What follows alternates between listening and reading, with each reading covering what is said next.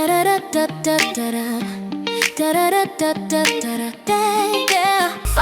your path with the knowledge of others and become an illuminator for those who struggle. Guide their way just by being true and being in alignment, because it comes naturally to you. On self-discovery wisdom, we share to find inspiration with lessons for millions. We hope you listen. Good morning, good afternoon, and good evening, everybody. Welcome back to another edition of Raising Your Gifted Children, right here on selfdiscoverywisdom.com.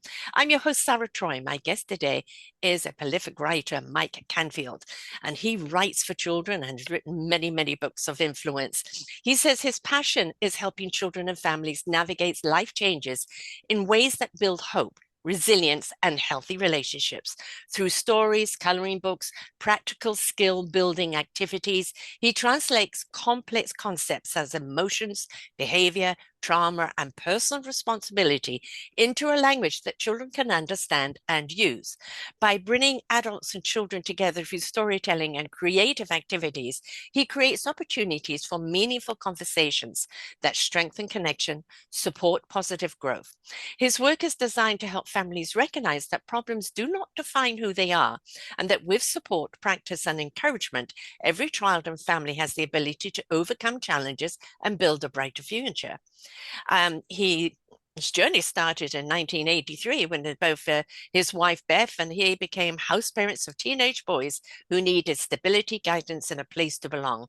They started a commitment to care for a few young people, grow into a lifelong mission of supporting children and families facing adversity. Over the years, he has served as child and family therapist, becoming Washington State's aggression replacement training trainer and consultant, and took on leadership roles advocating for foster, adoptive, kinship, biological families throughout Washington State. These experiences taught him that lasting change happens through relationships, practical skills, and the belief that every person has strengths that can be developed. He is now an executive director of Family Services Northwest, and he continues the mission by creating trainings, conferences, books, and resources that helps family build stronger connections and healthier futures. Behind the personal titles, he is a husband, caregiver, mentor, author, and a lifelong learner who believes that people grow best when they feel understood, supported, and empowered. And with the very many books that we're going to be talking about today, and with 3 more books coming up, I think this guy has a little experience along this line. And when we actually kind of choose to really invest in our children, really support the children, that's when we truly actually understand what it's all about, isn't it, Mike? Welcome to the show. Well, thanks for having me. I really appreciate being here. And for some reason, I can't go to big screens. So we're on a short screen here today. Technology, which we will talk about down the road there as well. Recognizing that a child, sometimes what we perceive as negative behavior, is just a frustration or a fear or a misunderstanding or miscommunication on the child. They just don't know how to cope with what's going on. And we're inclined to punish that reaction instead of understanding why that reaction is there in the first place. And I think very often that is kind of the core problem, isn't it, Mike? Absolutely. I think, we can only do what is in our head, right? My therapy background is narrative, which means the story you have in your head is how you live your life. Mm-hmm. And so people have a story in their head about how to parent, and that's how they do it. I mean, and children at the same time can only do what they've learned. Yeah. Right. And if they don't know what to do, then frustration takes over, and then they're going to respond in some negative way, possibly. And then our job is to help those parents learn what to do. So don't go straight to punishment. Oh. Go to skills, like with my grandson's 5, 3, and nearly 9 months. It's all about take a breath. Let's have some breathing. Come on, take some breath. Send to yourself. Now, what's the problem? Right. And what are you feeling, or what do you understand why I don't like that? But we have to calm them down and give them the tools that they need, because how can they articulate what they're feeling if they don't have the language or the understanding Mhm. yet? Or if we're dealing with them from our language, Mm, which is nowhere close to what they can understand. I mean, you think about different levels of communication, different levels of brain development. mhm. Talking to a 2-year-old from your 50-year-old place in the world and thinking that they can understand what you're talking about is it's just confusing. They will hear something.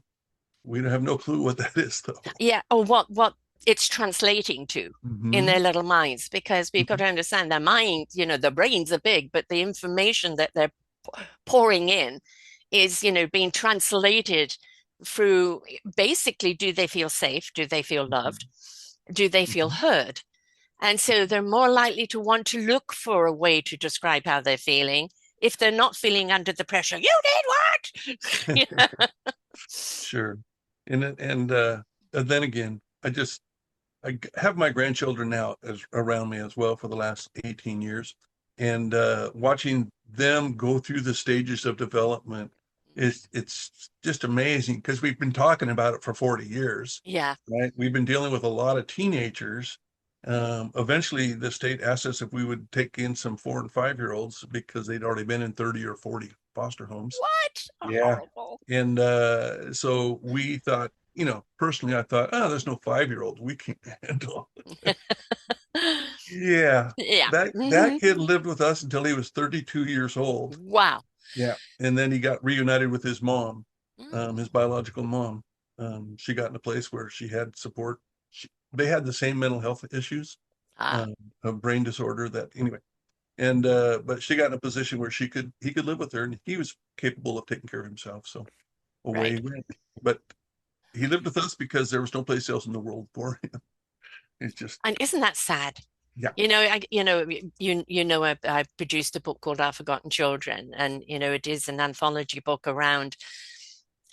We expect children to kind of grow up adult and not grow up child, and we don't keep the essence and the gift of what that child is, and feed that essence, feed that gift, that wonderment, that exploration, that excitement.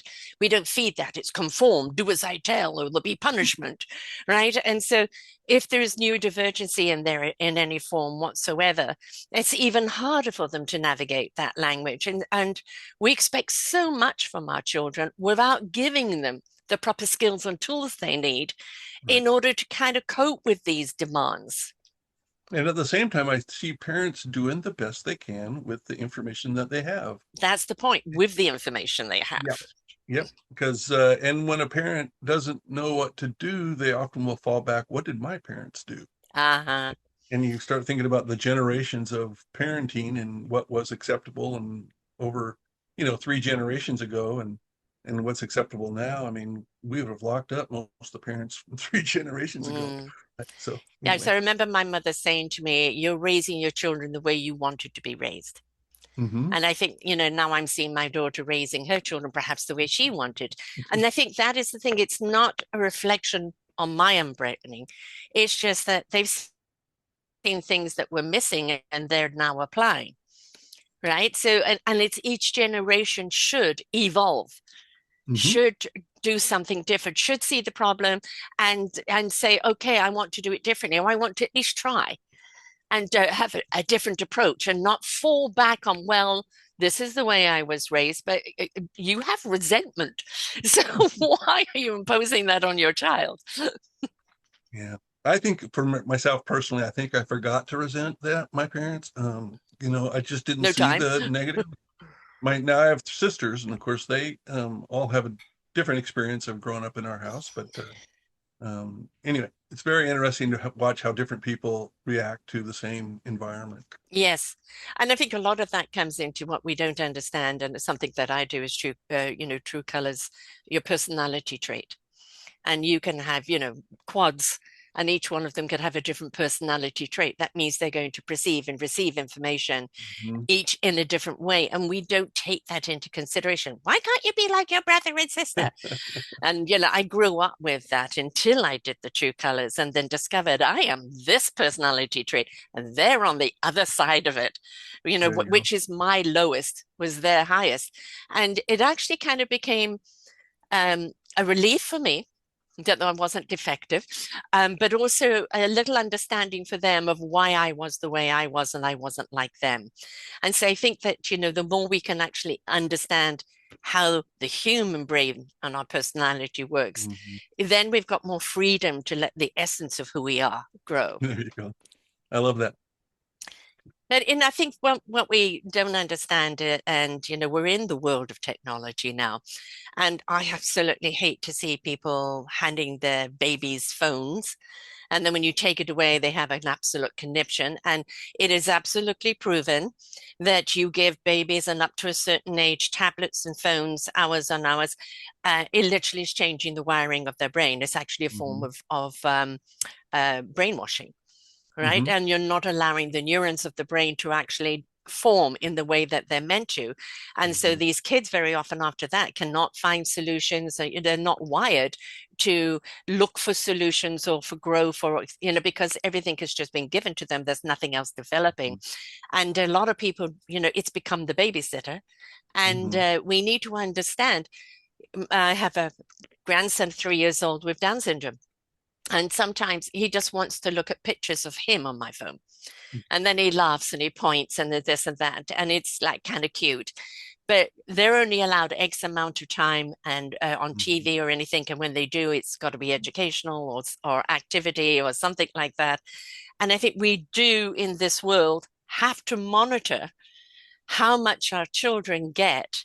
And though it's very convenient, parents, I understand that. Mhm. When the VCR was out there, it was, too much TV is going to brainwash them. And now it's, apparatuses. I We have a do story have of to be monitoring, don't we?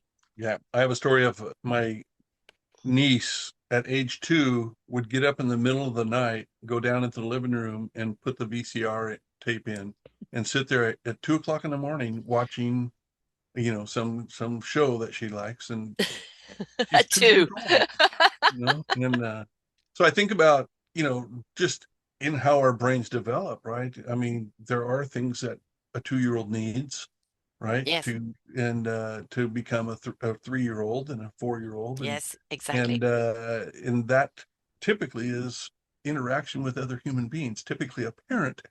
Yes, And exactly. siblings. And there's so many. It's, yeah, like you said, it's the babysitter. It's so easy to plug Mm, your kid in and then you can go do whatever you want to do. And I think I think in the 80s we kind of blew it. I think, no, we've had this conversation before, but we blew it when we wanted our kids to have high self-esteem, and instead of training our kids to have high self-efficacy, right? We need to mm, teach our kids to feel like they're capable. And right now it's, we have kids born in the 80s are having kids now, or have had kids, and they're teenagers, and we're seeing a lot of signs that we should have probably focused on not everybody getting a trophy, but yeah. everybody learning how to get a trophy. Right. So, And also to not beat themselves up if they didn't get the trophy. How to be, quote, quote, the loser on the uh-huh. losing team. Yeah. And that it's all about, did you give it your best effort? And if you did, you've won, Right. whether you win or not. So, we don't teach children how to lose. And the emphasis is, compare yourself to someone else, compete against someone else, right? And have no compassion. It's all about me, me, me. Yeah. And, this is what we're seeing right now. There's been far too many people who've become extreme narcissists because of this me, me, me, and not the us, us, us. And Mm-hmm. we're actually designed to be a tribe, to be a village, and to be Mm-hmm. there for one another, which the book I bought from you for my grandson, was the one about the village coming together to face the monsters that were out there and understanding that it's not just one, it's the collective. And that is such an important message. And there is some knowledge with our elders having Mm, wisdom. So yes. um, we yeah. I've experienced in the world of dealing with our state government and stuff that the older I get, the less they want to hear because Mm, they want to mm. hear from the new people that the people with lived experience and I'm going, wait, we have lived experience. It's called wisdom anyway. You're speaking to the choir here because, and I'm 71. I mean, I've got 7 decades of experience. Do not dismiss it. All Yeah, right. And if you actually took the experience and the knowledge that I have and apply it to the youthful euphemism, then we were going to see some transformation. But to dismiss us because we're older and the young know everything, sorry, you're missing out on the encyclopedia. yeah. Well, they know everything because they have AI, right?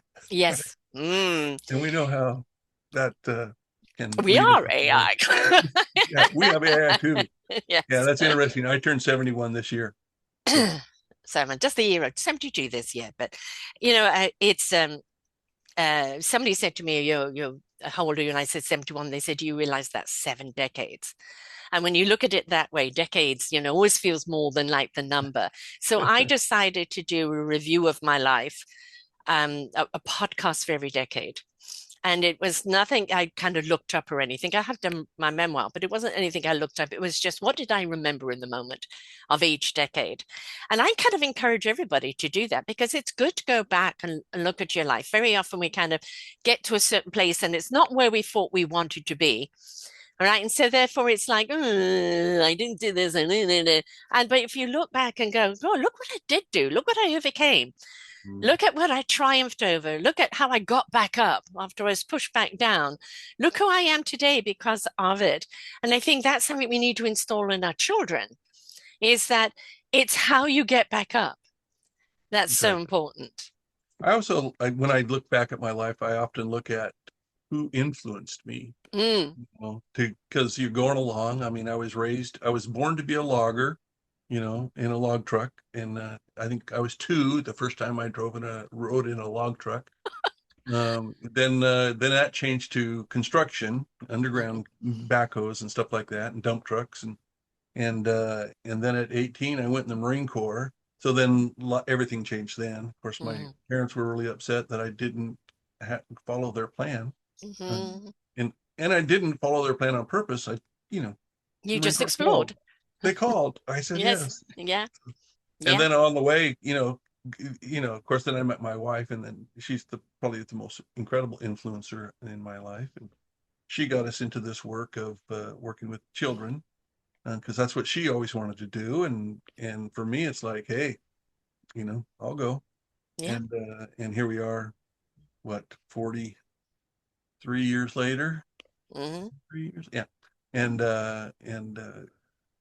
we get to do what we're doing and have had all these kids. I look back at all the teenagers that were in my life and how important they taught me about playing. We played Mm, a lot, mm. and a lot of it probably because they didn't play a lot in their childhoods, when Yeah. they're 15, 16 years old. And they were giddy little 5-year-olds, Yeah, exactly. playing at the playground with me, or we'd play basketball in the driveway, and it was just, just laughing and playing. And And anyway, exuberant. yeah, Yeah. they carved their first pumpkins with us, Yeah. as a teenager. Mm, Anyway, so yeah, a lot of people. And then, of course, when I got into the mental health stuff, it was the people there that were therapists and counselors and stuff. And that wasn't my plan right. to be a But family. God laughs at those plans. It Yeah, has an agenda for you. Please follow. yeah. That's Yeah. so funny that you say that because, I feel like we've been blessed every turn we make. We bought our house in the dark, moved in the dark, woke up the next day, and it's like, wow, we have this amazing view. It's a beautiful, Trust. backyard, and Right. we're surrounded by forests. Anyway, it's Mm, just cool. fabulous. I Yeah. have a chapter in the Forgotten Children book for somebody who is a foster parent, and she only took in boys. And then one of the reasons she did that is she had sons. And then she realized that how many boys had been passed from one to the other to the other. And she had a 16-year-old who came who'd never once been held in his life. Mm, Like his first hug was from her. She actually ended up adopting him. But with her, and when they aged out, she kept them until they had an education and a career Hmm. to go. And they, some of them have gone on to have incredible careers, have children of their own. They look at her as mum, right? And they wouldn't have had, or be where they're at today without her love, her attention, and her a definite determination that they were going to have a good education, to have a good opportunity in Yeah. life, right? And fed that. So it was the discipline and the love. And for her, it was how many, again, forgotten children thrown away. And we like to blame the parent, or we like to blame the system, or we like to blame the child. I'm sorry, we cannot blame the child. And very often we can't blame the parent, because the parent could be very childlike in the sense that their child has never been loved and nurtured.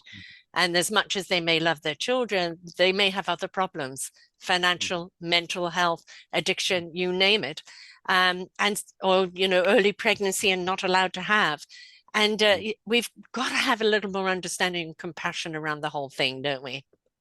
Absolutely. I mean, I think back at some of the kids, and their moms would come visit them at the group home, and then you quickly learn why they're in a group home, Mm, and the moms are doing the best they can, yeah. with the knowledge and abilities that they have. And that really moved us. I mean, as part of, people think that foster parents want to take kids in, and our the reality is, though, is that they need a place to stay, Mm, in our foster home. So we've been working for 40 years to get people to understand foster care is foster care. We even fought our state to stop calling it foster to adopt, because mm, there's no paperwork or bookwork about foster to adopt. We want them to have foster parenting be foster parenting. And if yes, the kid comes up for adoption someday, then that would that's great. be an option. But your job as a foster parent is to get this kid ready to go home, Yeah. if home is even possible. And the next step is, I've talked to a lot of birth parents about, even if you're not going to be able to get your kid back now, your kid will come find you. Because we've Mm, been doing this long. Some of my foster kids are 50 years old now. mm, I mean, and they're grandparents themselves.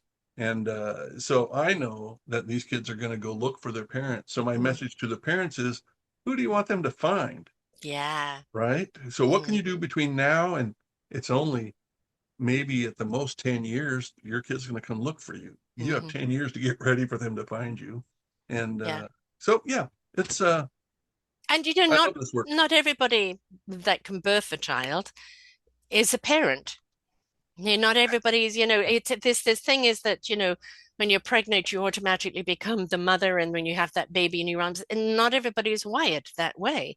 Hmm. For me, as I was determined to have children, absolutely. I wanted 4 by 24, and first one at 28, but I had actually ectopic pregnancy, so I only had one tube and one ovary. And I was told that there was too much damage to my uterus and I maybe never have children. And I said, I'm having children. So, I had another pregnancy and miscarriage, and then I had 3 children because Hmm. I was determined, because there was a mother in me that had to come out. But not everybody is white. Just because you're a woman doesn't mean automatically you're designed to be a mother. And we Okay. certainly know that just because you're a man and you concede that you are a father, that doesn't automatically make it. You've got to Right. want to have these children, or that if it's an unexpected pregnancy, that you will step up not only with the responsibility of feeding, housing, but loving that child, and realize it is a gift to you. This And your child journey is as a, here for you. yeah, and your journey as a parent is to learn, because a 2-year-old and a 3-year-old are different. Yes, A 3-year-old and a 5-year-old are different. It's yes, your, as a parent, your journey is to gain knowledge all along the way, so absolutely. that you can be the best person for that kid. And, Well, as I said, I have a grandson with Down syndrome. So the 5-year-old is very articulate. I mean, at the age of 4, he looked at me one day and said, Nana, I love you even after you've gone. This is 4 years old, right? Warms my heart. The little boy with Down syndrome, he's a nana boy. He's my boy, right? Very, very close and attached. But my daughter had another baby, and he's 9 months old this week, and he's wants to just get in with his brothers, but the little Downs one moment he's hugging him, the next moment he's hitting him, and Mhm. so there are behavioral issues there that are not in line with what a normal 3-year-old or how you could talk to a 3-year-old, right? Because we know the development is different. That doesn't mean you love the child any less. It just means you have a lot more patience and you have to look for a lot more skills of how to deal with it. And a lot of that will come from, I mean, they're getting all the help, SLP and all of that type of thing. But a Mhm. lot of that comes from kind of looking at your child. Where is that insecurity? And, patience, patience, patience, patience, and persistence with a huge dash of love is what's needed. Yeah. Oh yeah. Yeah. Yeah. I was blessed with all of my. I have three sons, and then we inherited two nephews. So we had five of our own kids. Besides our foster kids, All boys. all boys. And but actually, we got a sibling group or a couple one time, a boy and a girl that they'd come from pretty horrific story. 11 kids in their family, but they all were severely abused. Oh And boy. so they needed a place. So we finally got a a like a 12-year-old girl and her brother. And I have an old dog, so he's gonna make noise once in a while. Anyway, but That's okay. so we got to, my wife had so much fun making a princess Oh, bedroom, and just but yeah, for we had lots of boys over the years, and mhm. so yeah, it was very interesting too. I don't think people understand that when you damage a child emotionally, physically, um, that stays in their DNA until at some point in their life it has to be released. And very often, when you are looking at narcissism or you're looking at people that are insecure or looking at people that become violent, it is because that inner child was never allowed to be, never recognized. And there's so many people that have the inner child syndrome, where I was not heard, I was not not listened to, and I did not count. And they're trying to count in all the wrong ways right now, which was what we're seeing evidently in politics at the present moment, right? So what we're seeing is it doesn't matter how old you are. If you were injured as a child or you felt that you weren't heard or seen, that little child is definitely wanting to come out and say, do you see me and hear me now? And maybe it just needs a hug and you can move on.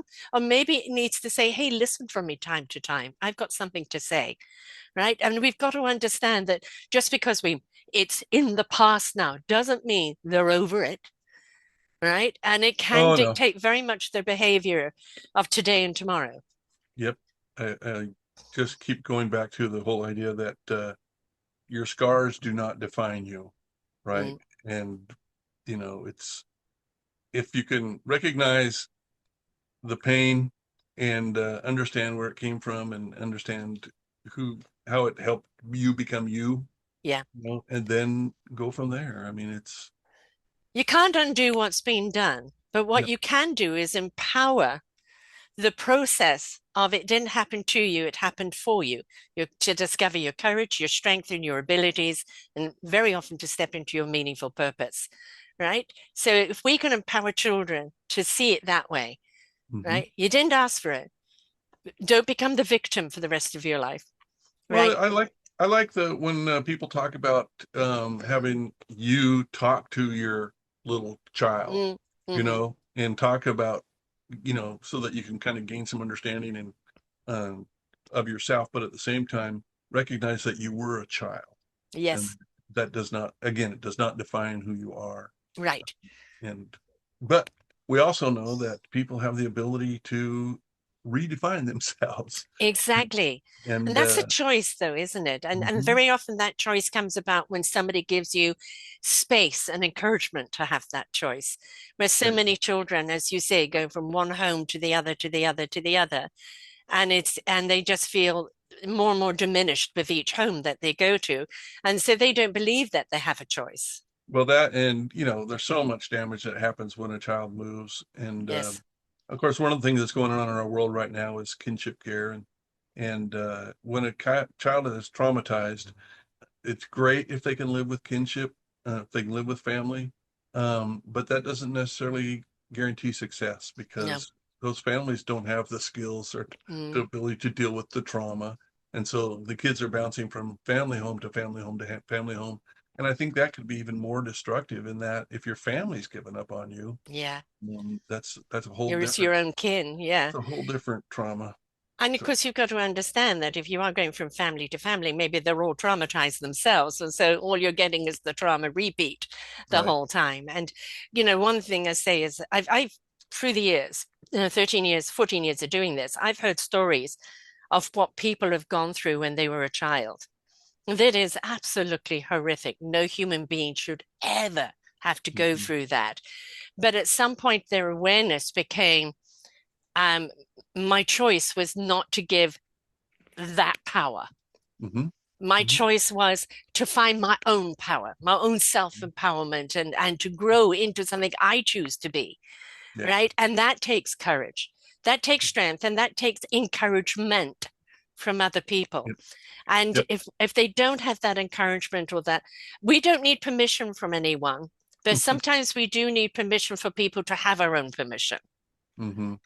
Well, I think that's where I have gone down the whole personal power Mm, road in that yes. people have, you can do whatever you want to do.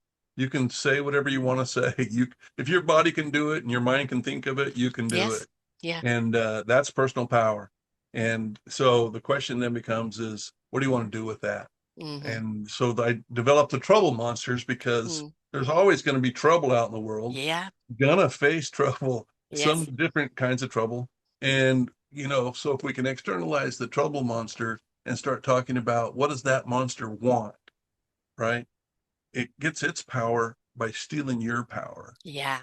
And if are determined not to give power to the problem, then solutions are out there. And sometimes it's just a matter of finding somebody in your life that you want a life like theirs. You know, Yes. I had my wife tells me a story one about this one girl that was in foster care, and then she aged out and then was now becoming a foster parent herself. Hmm. And the question was, how come? And she goes, well, I had this one foster mom, and I just, it basically she wanted to be like that woman. As a Yeah. woman, she wanted to be like that woman. And my wife knew the her former foster mom and said, well, I'll tell her you said so. Hmm. And so in that conversation was around, I met you're one of your old foster kids now becoming a foster, and she attributes it back to you. She goes, Beth, I only had her for 2 weeks.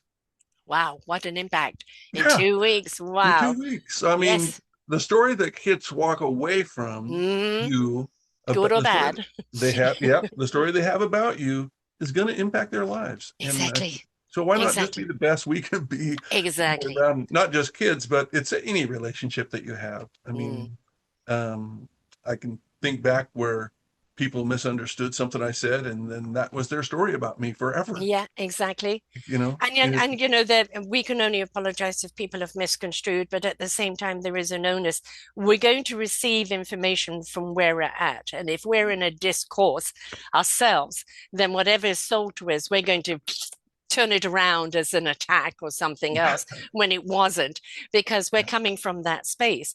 What I liked about, the book was that all the villages coming together in their strength and in a lot of ways in their beautiful, almost divine united energy. There Mhm. was no pitchforks. There was no fighting with violence. It was coming together with such a force of camaraderie and love and support that the other monsters couldn't penetrate. Well, not That, only that, then the monsters then had to rethink about right. their journey and would walk away because that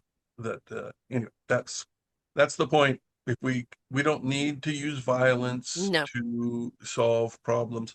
As a matter of fact, aggression is what my forte is working with people that are aggressive, and and I know that they're using aggression to get their needs met, Yes. but there's going to be a price.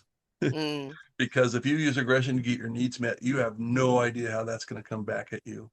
You have no idea. yeah. 30 years down the road, a kid could show up and change your life forever. I So, remember once meeting in a workshop And it was about writing your book, which I didn't do at that time, I did later. But and there was this guy who was 40, and he had been bullied by this particular bunch of kids at school. And the only way to stop the bullying was for him to become a bully too. Mm, And he was 40 and writing that book of the guilt that he had of becoming the bully and bullying mhm, people when he knew himself how much pain it caused, and how much it affected on him, and how he wanted to go around to each person he had ever bullied and apologize. Now, kudos to him for realizing this. Kudos for him for, wanting to make amends, or stepping outside of that, because the more mhm. people talk about it, I'm very much about awareness. When we're aware, we're invited to care, and when we care, we do something about it, but we can't be unaware anymore. And it's what we do with it. And he's taken ownership of it, right? But Mhm, it's like, why did the bully have an effect in the first place? And why do we not empower our children to come together, to stand up? And sometimes it is the David and the Goliath, but really what we want when we see somebody being picked on, and I think this is something we really should show our children, is that automatically a group of people should come around in protection. Sorry, we're mhm, not allowing that behavior here, mhm. right? And it's Exactly. not fighting back. And unfortunately, it is an unfortunate state of affairs that children that are angry and they've been taught violence is the answer will always use violence.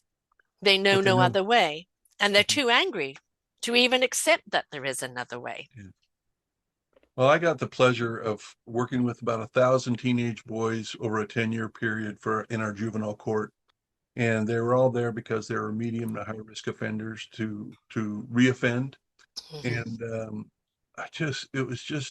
I'm just so amazed at the children that were showing up in those Mm, classes, mhm. and they all had their stories, of, and I could understand how they got there, Yeah. but at the same time, a juvenile detention environment isn't always the best place to get love.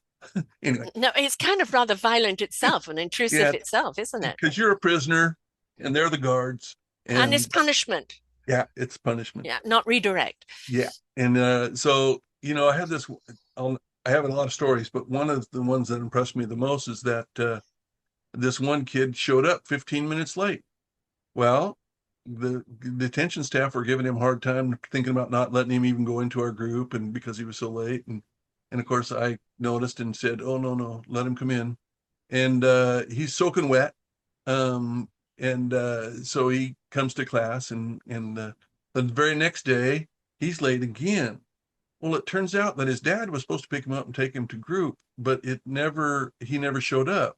So the kid got on his little bike and rode it to, 5 miles or whatever it is Right. to get to the detention center. And he did that 2 days in a row. That's why he was late. Yeah. And for me, I am so excited. I'm celebrating Exactly. him because, wow, Yes. because, this is a kid that taking care of himself, right? And Yes.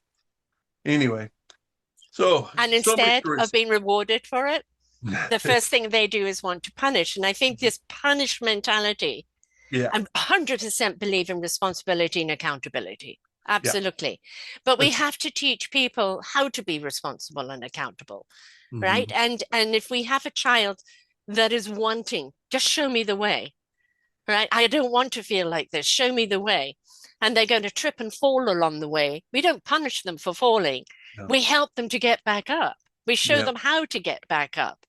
All yeah. right. We praise them for getting back up and having that And resilience and that tenacity. and we see those moments as teaching moments. This Yes. is when we can give them some advice or some skill that they can use. Again, 1,000 stories. We had a kid, a teenager in our house, and he walks up to my wife and says, "Give me a pop, a soda pop." Mm, And she goes, "Well, let's back up. You mm, know, what's a way that you could get me to want to give you a soda pop, right?" And so she had him do a do-over. And of course, the kid's now smiling because it's just, he was kind of joking in the first place. But then again, he learned how to ask to get his needs met. And so it was one of the thousand Boundaries ways. and respect, Mhm. right? Um, That's the big thing y- that we need to teach our children: boundaries and respect, self-respect, respect for others, and boundaries. The things you can and cannot do. yeah. When you cross the line, recognizing what that line is.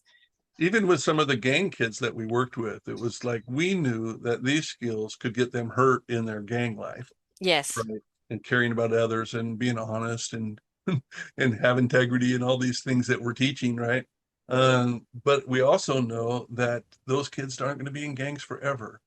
And right. and if we That teach was them their this, way out. yep, You if were we giving teach them them skills to come out of it. that they could use to get out of it, Yeah. because they're going to want a job someday, Mm.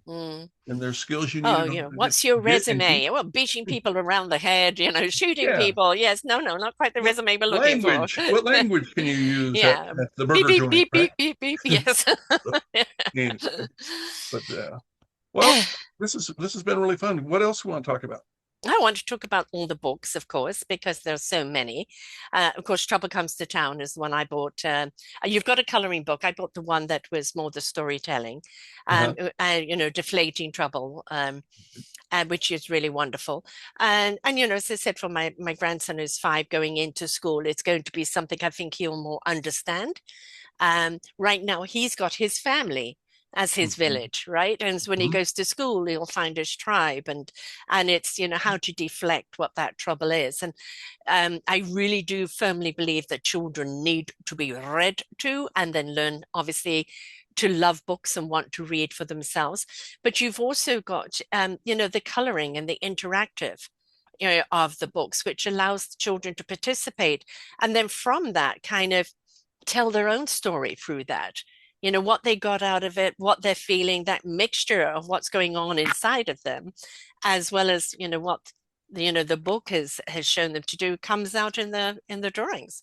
Right. And then, of course, there's more in the coloring book that Trouble Comes to Town. There's a lot more trouble monsters Mm, and the skills about how to work, you know, again, how to deal with them and what are the consequences of cooperating with the trouble monsters. mm, I think there's some, and then of course I added in pleasant imagery. What are some of the skills you can use in order to get your mind in a good place mm, so that you can deal with trouble?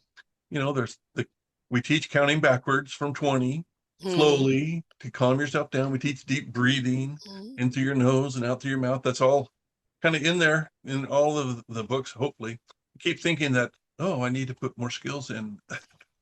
I So, think it's also teaching children when to say, I need to take 5 or walk away from trouble. yep. You don't always have, sometimes you can't help but have to face trouble head on, but there's times where just walk away from it. Well, avoid trouble. I mean, Mm, don't go places where yeah. trouble's going to be. Yes. And Yes. yeah, it's um, there's so many things that I love writing about in that because I have my grandkids, so Mm, I'm watching them deal with the world and mm, watching what hurts them yeah. out there. And so the bullying pieces in one of my coloring books is that because you know I have a great story about the bully. I was in second grade and I was a brand new school, middle of the school year. I didn't know anybody. I was made to go out onto the playground, and guess who wanted to establish himself? Mm. The bully, right? So I'm just standing there, and this kid's coming running clear across the playground, and he's looking at me, and I'm going, "What's going on here?" And at the last second, I ducked down, and the kid was going to smash into me, but he flipped over me, right? And he's laid out on the ground, and some kid goes, "Where did you learn judo?" Mm. I learned that I was a good BSer at that point because I said, "No, if I know judo, my dad must have taught me." So, Ah, so I and said, "My dad, yeah." So I was the karate kid in our playground oh, in right, second grade, right. and Yes, so nobody messed with me anymore. right. Because, sometimes, yeah, it is like you just did with one action and then you didn't delude what they thought, right? And Let them have their you story. let them have that thought. Yeah, I was at boarding school and I, been an asthmatic all my life and my dad had died and the kids didn't believe it. And then one day three kids. I can't even remember who they are today, but they grabbed me by my hair and took me outside and they dug a hole and they're going to bury me like a weed because I couldn't do some of the physical things they could do. And they didn't believe my dad had died and all of that. The stupid thing is they dug the hole right outside the principal's window. So she, of course, saw it and she came out, and I can't remember what she did with them. And then she actually, the next day in the morning presentation and prayers, she had me stay out and she laid it into the whole school about where's your compassion and your empathy and this, that, etc. Right. So, and I wasn't allowed to be in there when she did that for some reason, but my daughter said, "Oh, did that scar you?" And I said, "No, because I didn't for some reason. I do remember it, obviously, but it was also kind of a little humorous of how dumb they were to dig a Mhm. hole right underneath the principal's office. And it was what I've learned in life is I've lived a life that some of the things are a little unbelievable for most people. And I've Mhm. learned stop trying to prove it. You Mhm. don't need to prove it. You know your truth. You know what happened. If they choose to believe, that's okay. And they don't take it personally. Mhm. And I like the Don Rue's four personality traits. Do your very best by your standards. Don't take things personally. Don't assume, ask, right, before you've put an assumption and judgment. And gosh, what is the other one? Somebody's screaming at it right now. Please let us know what it is. I've gone blank. They're just four really good codes of conduct to live by, Mhm. right? And it's like I'll do my best when it's my conscience telling me if it's the best or not. I'm not being measured by someone else. And if you don't take things personally, it's a reflection of what they're going through that they're imposing upon you. And if we assume, we step into judgment rather than Yeah. understanding, right? Yeah. And it's just do your Assuming best measure. I can't remember what the fourth one is. assu- assuming the worst is one of the cognitive distortions that Yeah. allow people to keep thinking what they're believing Yes. what they think is right. Yeah. Because if there's some change, then bad things would happen to them. So, um, oh, I had a great one that you were just making me think of, but it'll come back to me in a It will few come when minutes. it does jump in. Let's just talk about the AI influence today with children. Okay. We already know that through social media, not just social media. I mean, people have become headliners. They buy into the hysteria of the headline and they don't look at content or context. They don't look at depth. They're then on to the next sensation. And then, of course, we're seeing so much. We have to remember AI is just like the hammer. How you use the hammer, whether it's on a nail or somebody else's head, is up to the person holding the hammer. It's the same Mhm. with AI. It is a wonderful tool. I use it. It's absolutely great, responsibly, right? And so the people that are trying to use it as a manipulation over humanity and power and all of that, they're using it wrong, and they need to take accountability for it. Don't blame the tool. And AI is going to be very much of our children's life. But at the same time, one hand using AI, the other hand using the hand to write, to color, to draw, to go and ask the questions, to go deep, and not just, we used to say just Google it and now it's AI it. It's like come to the conclusion by your own deduction. And we've got to encourage that, don't we? So we lose ourselves completely to the tool. Well, I use AI to work on the color books. Mm-hmm. And then so I'm developing tools Mm-hmm. for families to use, and then they will sit down and physically color, physically have conversations. Mm-hmm. That's my goal. I realized a long time ago that as hard as I work, I can only get to a few hundred people a year, Right. right? And have these conversations. And but at the same time, if I could get these color books into families, Yes. like we can, and it's again, I've absorbed knowledge from so many people Mm-hmm. along the way. It's not like I sat down one day and just knew all this stuff, Yeah. right? Yeah. You didn't just So do the AI download, yeah, right? Yeah. I can't just, and so I use AI, but then again, I edit it and Mm-hmm. make it what I want. Yes. Not, It's an assistant. it can give me ideas. It can give me some different ways of seeing things, but at the end, the goal is to create a tool that families can use. And Interactive. Mm. yeah, I'm still waiting for that thing that thought I had come back around in my head. So It was because you're trying to think about it. So stop yeah, thinking about it and it will come. okay. All right. Um, and, I think that is I mean, we also have to actually understand there are different learning abilities out there. I only found out I had dyslexia at 21 and ADD in my 60s. All right. So, and it's like, our school system is very much on, just one level, and everybody's got to conform to it. And we're realizing there are so many more neurodivergent children and people out there that we need to adjust to how people learn and stop chastising children because they're not picking it up the way you're teaching it or the way you're instructing it. Kind of pay attention to how they do learn. And Yeah. is it through color drawing of this or that? Is it through interaction? Is it through this and that? And then that is their language. Like with my wonderful grandson with Down syndrome, music, Mhm. rhythm, anything to do with rhythm for him. He just immediately is immersed into it, right? So I know if I want to teach him something, be rhythmic about it, because then that's something he'll absorb. Pay That's attention to interesting. your child. I had an aunt that was having trouble remembering. Mm, She's getting older and having trouble remembering, but she could remember all the songs from her mm. life. The Yes. word. She played the piano, and so she could Mm. just remember. So I talked to her just about that. I said, if you're trying to remember something, turn it into a song. Yeah. Yes. And Yeah. lo and behold, a few things that she'd need to remember because it was one of those things where 5 minutes later we're having the same conversation. Mm. Yeah. Then 5 minutes after that we're having the same Yeah. conversation as if But it never happened. Yeah. yeah, So and that is, age music is dementia, beautiful. which happens, Oh, sure. and there is the old adage, if you don't use it, you lose it.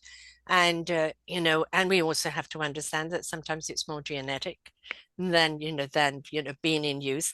I met a 92-year-old yesterday, a German Jewish woman who went through everything, Hmm. some horrors, and she's writing a book about Hitler's decades to rise.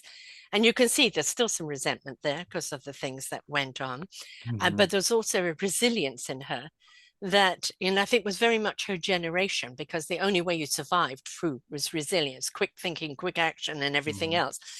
We have a generation now where so much is done for them, even thought, that Hmm. are we building a resilience in them, a tenacity, a resilience, a sense of that strength and courage that's their own, that they can face anything because they've weathered everything? Are we teaching Right. that?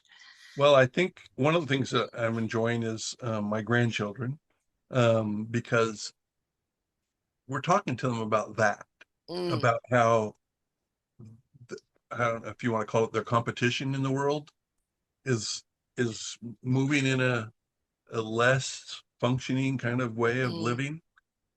So because they're intelligent and because they are learning how to um, get their needs met in a good way, in a positive way, in the education and learning how to be successful in the world, they have a huge advantage over yeah. their peers.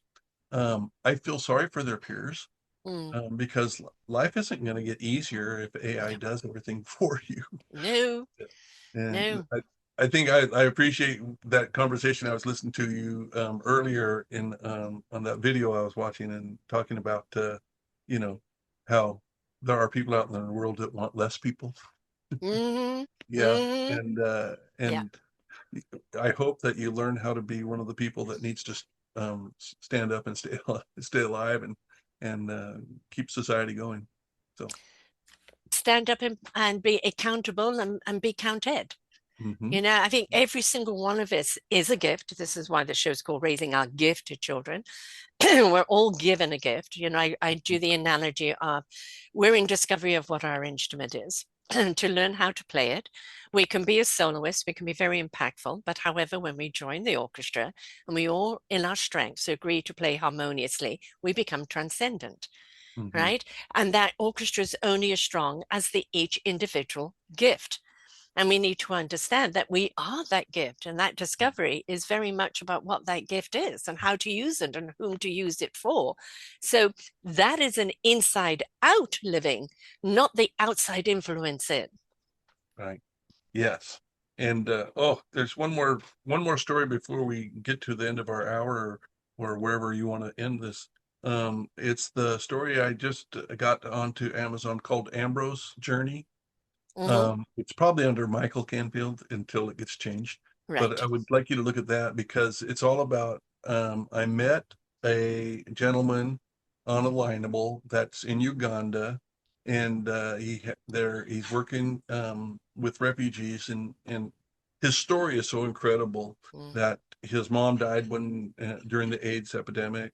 His dad then, when he was 7, his dad, they live right next to Queen Elizabeth Park, and the animals are all protected: the elephants, the lions, the baboons, the water mhm, buffalo, or you can't kill them. So as those animals are coming across the border, funny thing, they don't recognize borders, and they come into their crops and are, damaging mm, their mm, livelihood.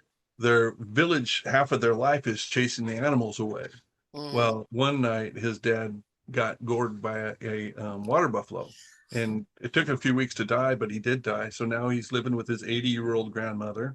And at age 9, he's a street kid in this one city and sleeping in the gutters, the ditches, and the police would arrest him at night, and not arrest him, but they would take him in, lock him up, and keep him safe during the night, and then let him go in the morning. Anyway, this is his story. Well, mm, now he took his life experience and turned it into, at age 22, he runs a conservation hub, mm. and is getting national awards and discovering other kids that have intelligence, and anyway, it's just this amazing story. So I interviewed him and then wrote his story, and that's Wonderful. really, but it's all about, for me, it's about our kids in our country are so spoiled, you know, 100%. They're and entitled.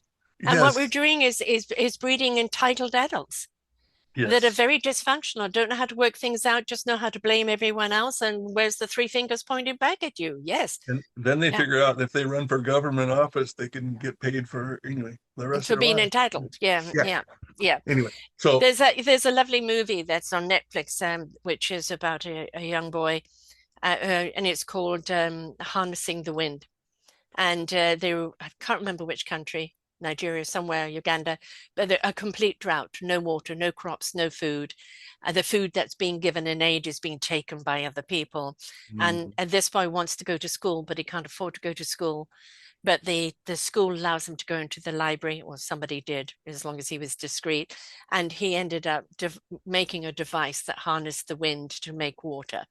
mm, Right. And it's just like, imagine if we gave these people that encouragement, that empowerment, that ability to the resources that they need. And if we believe in them and we support them on that journey, what adults we would be having in the world as opposed to what adults we have in the world right now.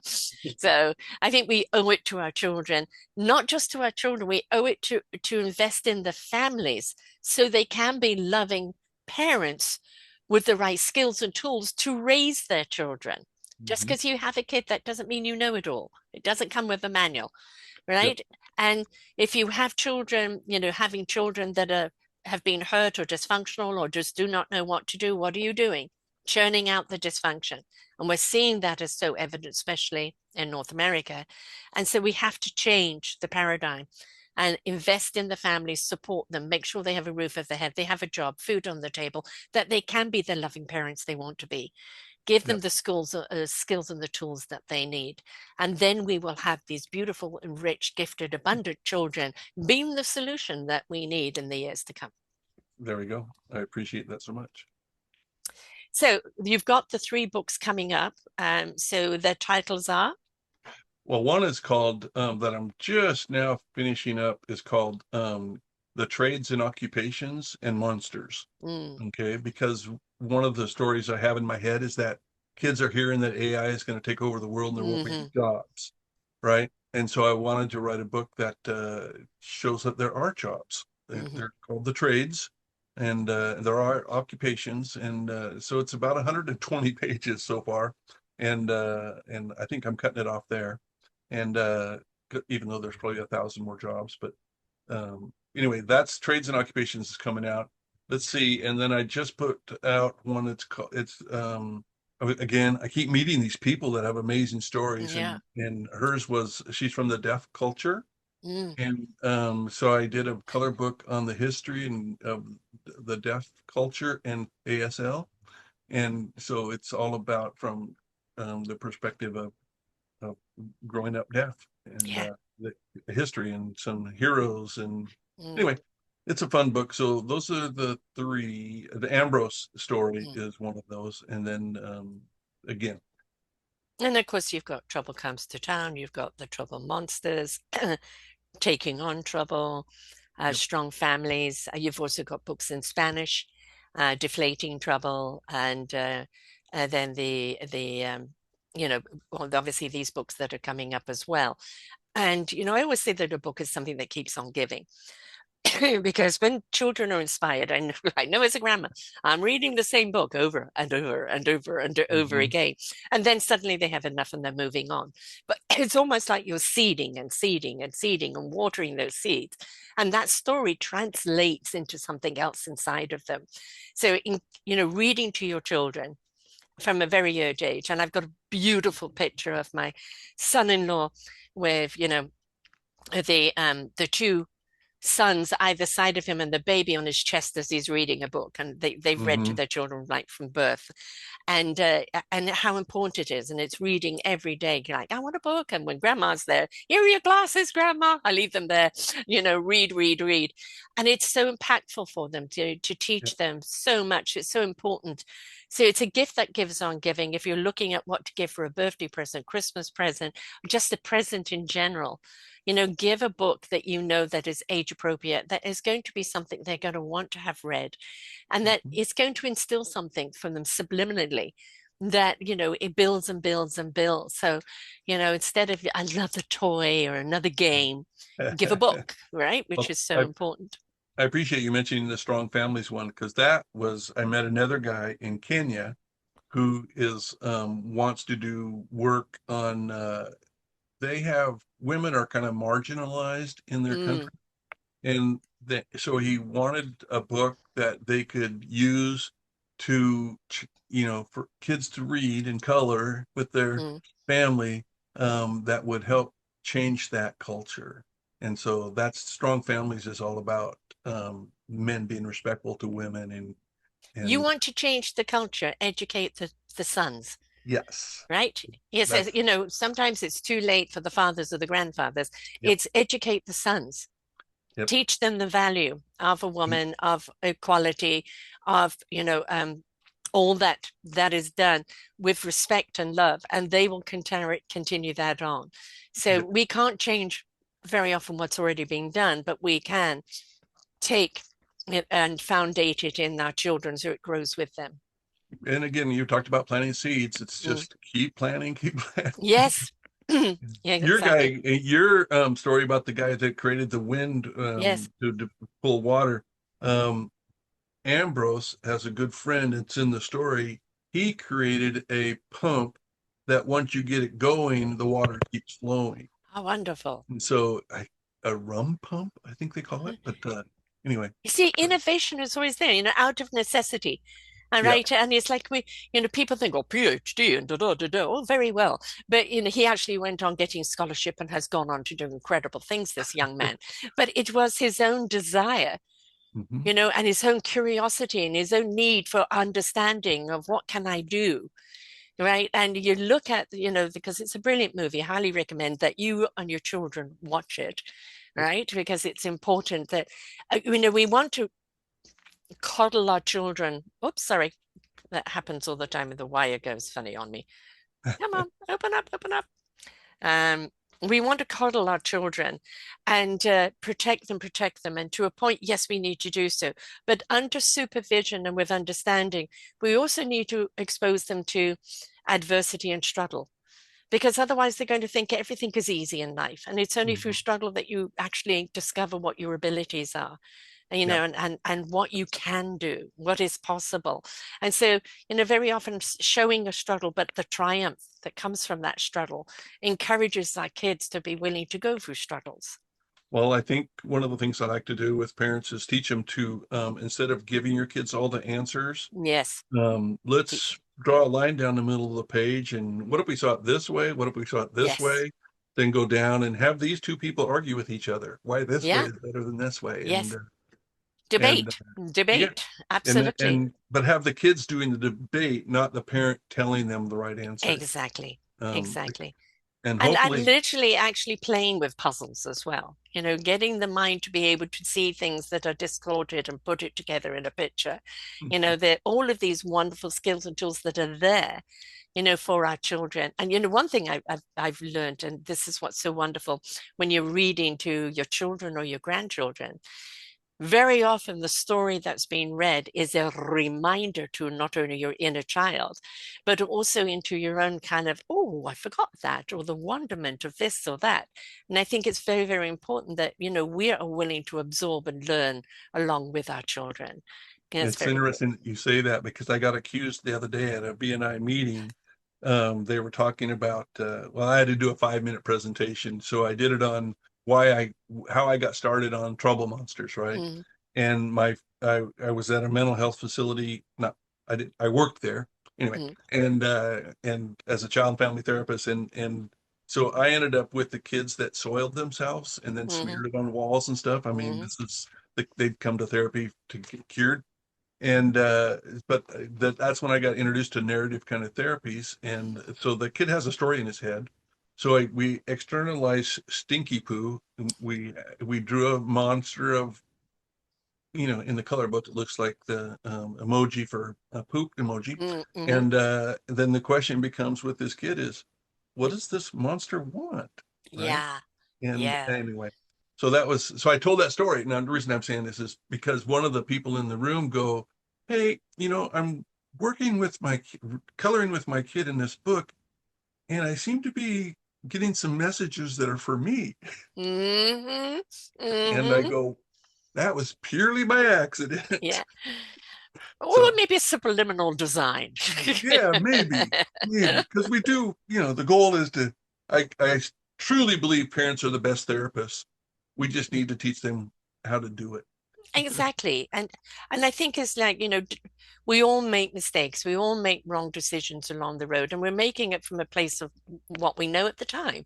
Mhm. And when you know better, you're going to do better. Don't beat yourself up, Yep, for what you did then. And if you need to apologize to someone, do so. Right? absolutely. Not only for them, but for you as well. So you can move on. But, don't hold grudges. Don't look for vengeance. Don't, there's things I've done and like, oh my God, I did what? And it's like, now and again it will kind of come up and it's like, that was then. I wouldn't do it now because I know Right. better. And Well, you everything mentioned is about, apology, right, right. and one of the things I talk about all the time with the people I've worked with is you got to learn how to apologize, Yes. because if you accidentally trigger somebody else, Mm, that was an accident. yes. They might come back with you with another trigger that if you took it as a trigger, Mm, you could then you're in an argument, right? yes. So, but if you trigger somebody else and they come back at you, you can then recognize that, oh, I triggered them. Yeah. And why not apologize for that? And do you know how many people I've talked to that these teenage boys, they were told not to apologize. Right. Don't apologize for anything. You stand up for whatever you did. And There is a difference between standing up for what you're believing and apologizing when you know you've hurt someone's feelings, right? I how many mean, times have yeah. you said, if I only knew then, Yes, exactly, right? exactly. And And to understand that our mistakes, are all about, the awareness and its growth. It's yeah, growth, it's growth, it's growth. And I don't care mhm, how old you are, you're going to be growing until you leave this planet. Right. yep, And that's what it's about. It's not complacency, not competition, not comparison. It's all about your personal growth. And who are you? What are you here to do? Whom are you here to serve and how? And that's what we're stepping into. And everybody has got some sort of drama or trauma in their life, some way more than they ever should have. yep. And that means that there's going to be maybe some triggers down the road or just some boundaries that they cannot cross because it's too sensitive. We need to have compassion for that. Do not tell someone to snap out of it, please.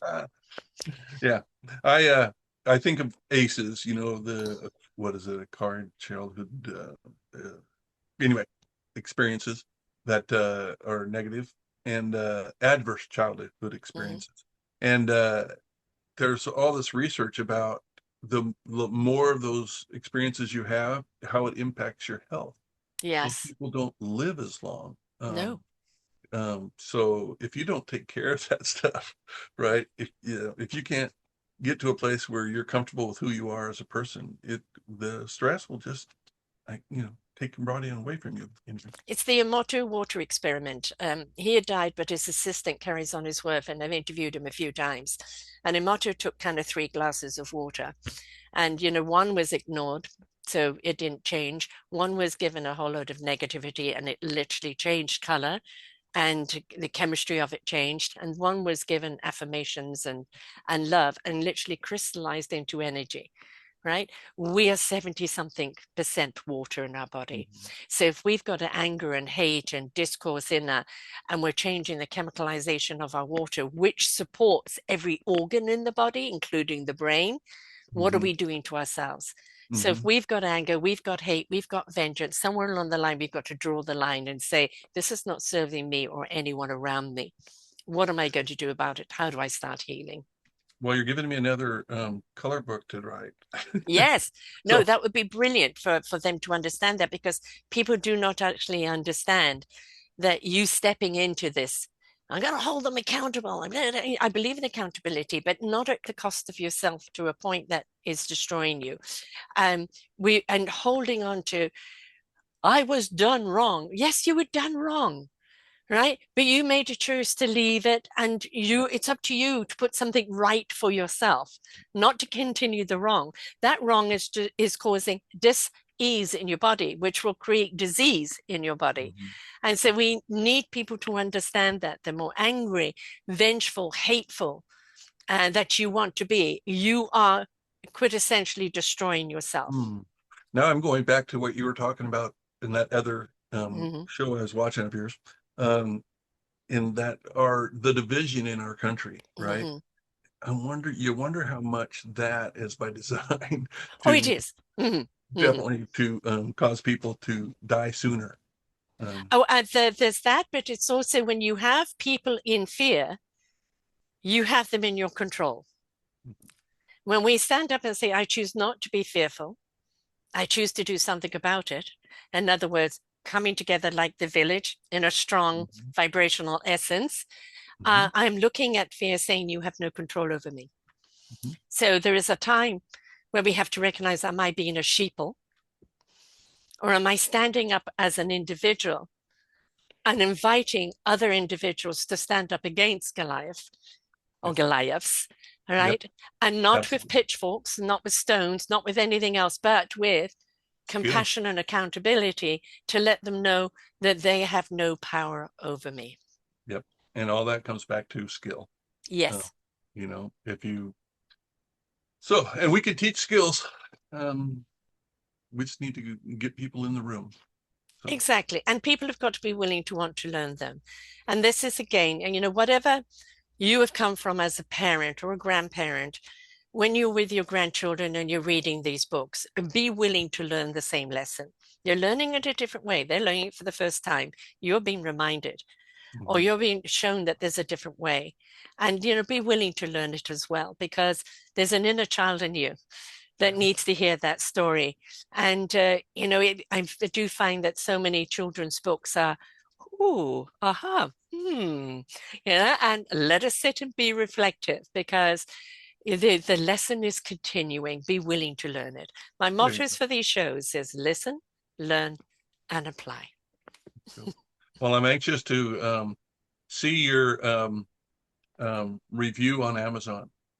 Definitely, most certainly. And it's wonderful to see, when you watch children as they're taking things in, the head going to one side, the eyes this and that, and maybe they're not ready to ask a question, and then a question comes out of the blue, and it's sat with them, and it kind of, when it's digested, it'll come out with the questions, which is wonderful. So, you can only see that when you're willing to look for it. So, how do people get hold of all your wonderful books? What are your sites and social medias and things like that, please, love? Well, the easiest way is to go to Amazon and just type Mike Canfield in, and then a list of books will come up. Now, of course, I'm still working with Amazon to get that fixed where those other books got into Michael Canfield. But that's the easiest way. And of course, Mike at FamilySuccessNW.org is my email. And then there's Facebook, all through Family Success Northwest.org is our webpage. And they can link through books on the webpage and come play golf with us if they want to. We have Yeah. coming up at the end of August. Right, So, wonderful. Whatever you and can do to support it, right? yeah, very good. I'm just going to run through some of them for the people listening. So it's FamilySuccessNW.org, O-R-G, folks, not .com. And then Facebook Family Success NW, Alignable Family Success Northwest. Also Facebook Mike Canfield, CANFIELD 55, LinkedIn Family Success Northwest, and Instagram Family Success NW. Reach out in whichever way you want. Please reach out, let them know how the books have had an effect on your children, your grandchildren, you, as a teacher in class. Whatever the case is, how is it working? What did you get from the book yourself? And remember, a book is something that keeps on giving. It may be read a dozen times, then up on the shelf and forgotten about for a while, and all of a sudden they want to read it all over again because now ready to receive it on a different level. So the book is an embrace that keeps on giving. It's a wonderful gift to your children. It's a wonderful gift to you. And it's also ultimately a wonderful gift to society in the long run. So that is what's really, really important. So thank you so much for being here, Mike. It's been an absolute delight having you here. Well, you could add that if you have a doctor's office or a chiropractor's Yes. office or something like that, these are great books to have laying in your lobby. Exactly. So, Exactly. Yeah, all right, thank you so much. and children's groups and things like that. It's great to have a story time.